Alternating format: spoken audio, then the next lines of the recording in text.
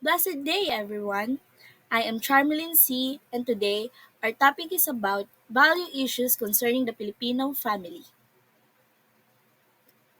First on the list is family planning.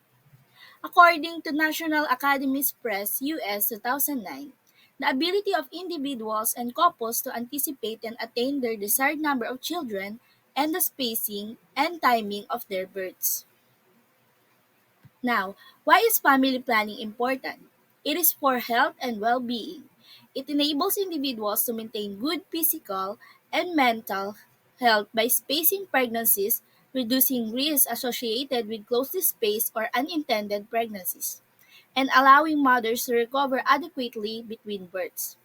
Reduce maternal and child mortality. By preventing unintended pregnancy and allowing women to space births appropriately, family planning helps reduce maternal and infant mortality rates. Now, there are 8 methods of family planning. Implants, intrauterine devices, or also known as IUDs, injections or pills, vaginal rings, barrier methods, sterilization, emergency contraception, and natural methods.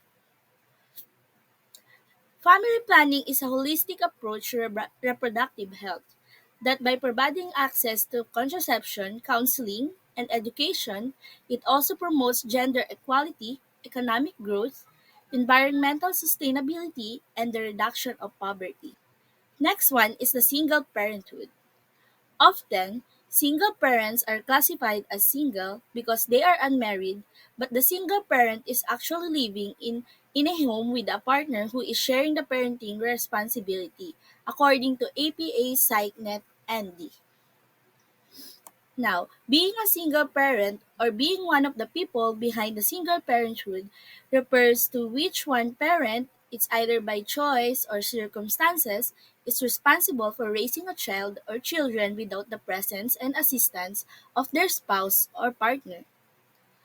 Now, the single parenthood often classified as married, unmarried, widowed, and divorced. We will now proceed to the next topic, which is abortion. Abortion, ensuring contraception needs and safe abortions, can reduce maternal mortality and protect maternal health. Similar rates in both but unsafe abortions prevalent in developing countries. What are the different types of abortion? Here on the list, number one is medical abortion. What is medical abortion? It is also known as medication abortion. It's a non-surgical method used to terminate an early pregnancy, typically within the first 10 weeks of pregnancy under the proper medical supervision. Number two, the vacuum aspiration is a medical procedure that used to terminate a pregnancy or remove tissue from the uterus. It involves inserting a cannula, applying suction, and removing the fetus and placenta.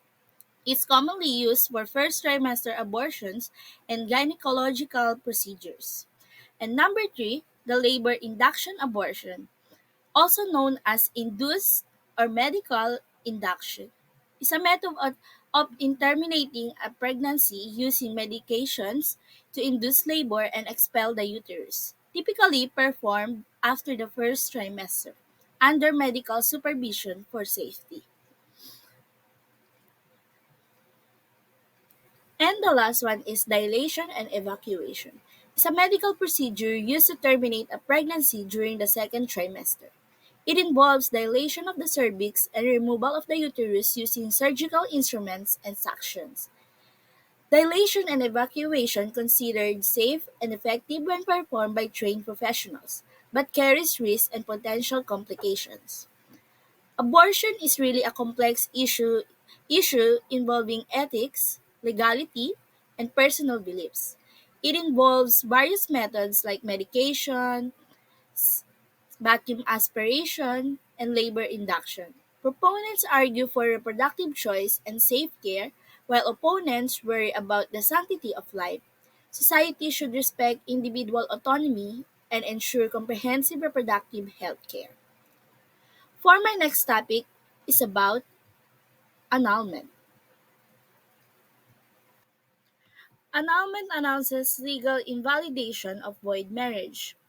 Annulment reveals void marriage from inception. Here are the five kinds of marriage that can be annulled: too young, mental incapacity, impotence, duress, or fraud. Now, I will tackle each one of these. First on the list is being too young or underage marriage. Underage marriages can be annulled, typically requiring individuals to be 18 years old to legally marry without parental consent. Next one is mentally incapacitated. Individuals may be annulled in marriages due to their inability to understand the contract, preventing them from consenting freely and knowingly. This is to protect vulnerable individuals from entering legally binding contracts without full understanding. Marriage can be annulled due to impotence. If one party cannot consummate due to physical inability to engage in sexual intercourse, addressing the fundamental purpose of marriage through jurisdictional laws vary.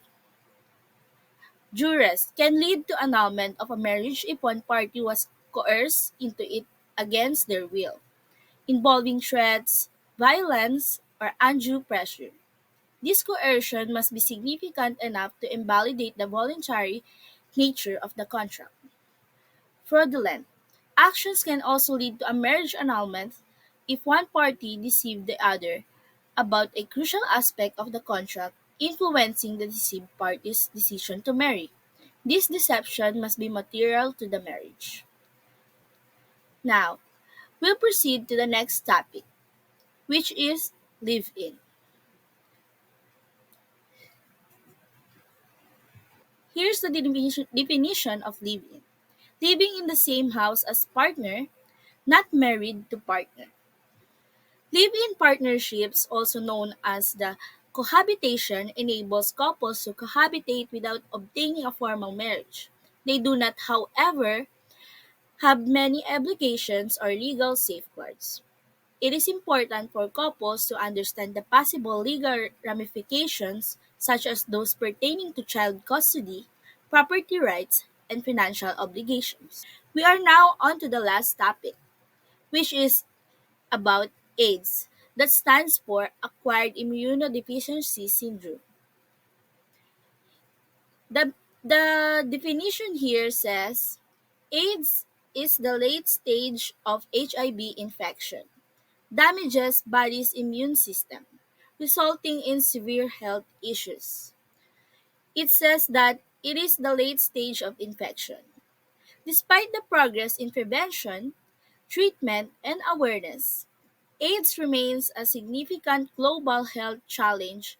Disparities in healthcare access, stigma, and discrimination hinder progress. Comprehensive prevention strategies, universal access to treatment, and addressing social determinants are essential for ending the epidemic. Continued research, advocacy, and collaboration are needed.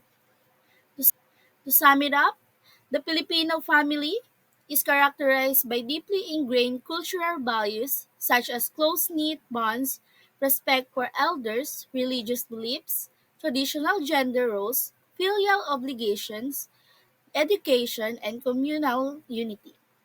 These values shape relationships, responsibilities, and decision-making within the family unit. Despite challenges in adapting to changing societal norms, economic pressures, and global influences, the enduring values of the Filipino family continue to identify its identity and strength of Filipino communities. Thank you for listening, and here are my articles.